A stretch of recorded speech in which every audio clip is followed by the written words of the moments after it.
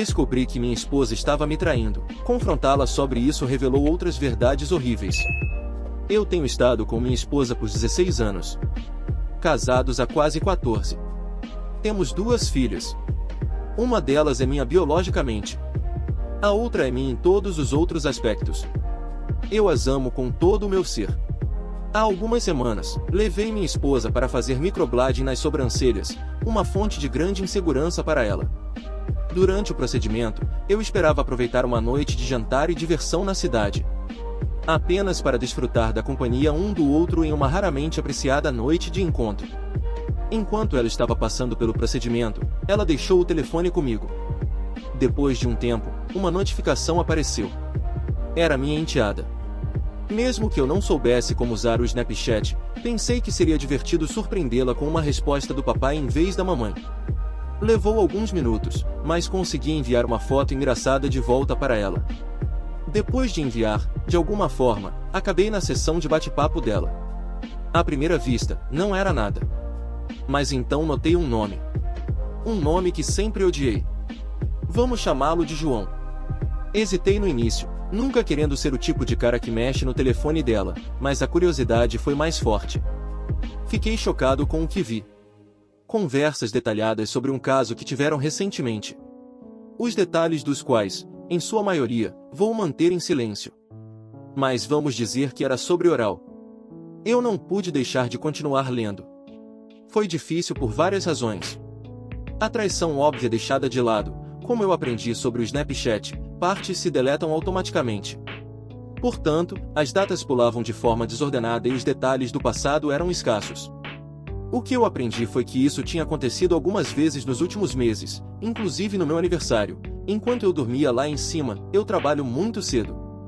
Eu sei que com a minha idade os aniversários não são tão emocionantes ou importantes. Isso é o envelhecimento para você. Mas doeu um pouco mais, com certeza. Entre as conversas picantes e os detalhes, havia fotos, nada muito explícito, mas certamente problemáticas, e, talvez, o mais doloroso foi como ela falou de mim. Certamente nada de positivo, na melhor das hipóteses apenas parcialmente verdadeiro e, na pior das hipóteses, mentiras flagrantes ou declarações enganosas. Ela chegou a um momento de pausa no procedimento, então coloquei o telefone de lado. Visivelmente abalada, ela perguntou o que estava errado. Não querendo fazer um escândalo em público ou envolver a pobre moça que estava fazendo o procedimento na nossa bagunça, apenas disse a ela que não estava me sentindo bem e queria tomar um pouco de ar fresco. Passei o restante do procedimento, cerca de 2 horas, andando pelo centro da cidade tentando descobrir quais seriam os próximos passos.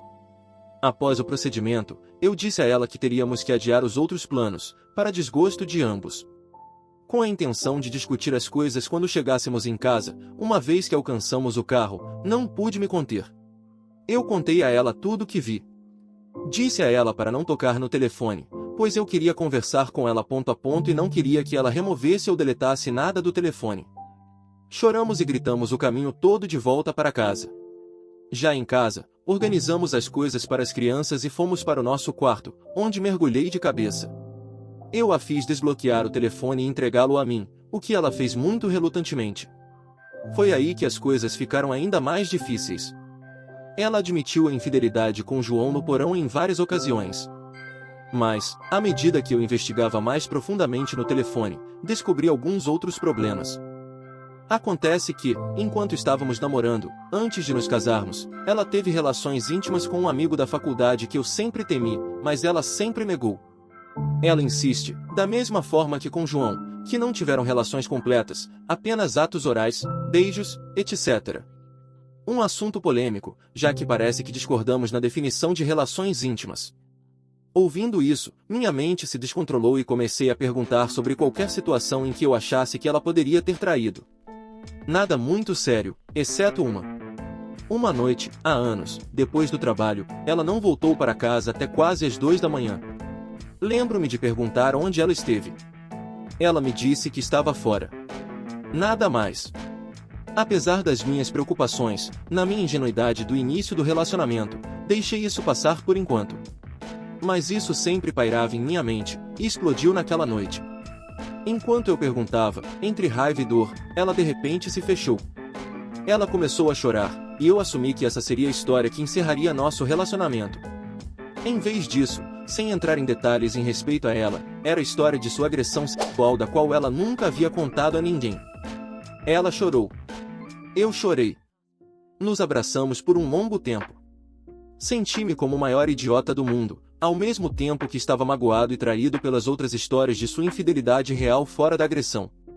Eu a assegurei que a agressão não era culpa dela e que, apesar dos meus sentimentos agora, eu certamente nunca a responsabilizaria por isso. Que tipo de pessoa faria isso? Paramos de brigar naquele ponto, pois ambos estávamos exaustos. Nos próximos dias, tentamos ser cordiais e consertar as coisas quando possível. O problema é que, como está claramente acima, não sou muito versado em mídias sociais. Eu não as uso com muita frequência, se é que uso. Bem, ela é, e tem um grande número de seguidores em várias plataformas. Ela tem usado essas plataformas para criar simpatia por si mesma. Sem dar detalhes, mas usando mensagens crípticas sobre como ela está triste, como tudo está arruinado, o quão ruim é a depressão dela no momento. Agora, nossos amigos sentem simpatia por ela sem conhecer os detalhes, enquanto eu pareço ser o marido insensível que a faz infeliz.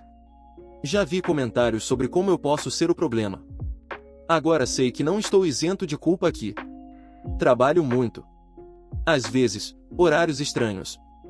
Tive que trazer minha mãe e meu irmão com deficiência para morar com nossa família para cuidar deles, o que ela tem sido verdadeiramente útil. Atualmente, estou lidando com problemas de saúde próprios. E posso admitir que, por causa dessas coisas, não tenho sido o marido mais atencioso emocional ou sexualmente.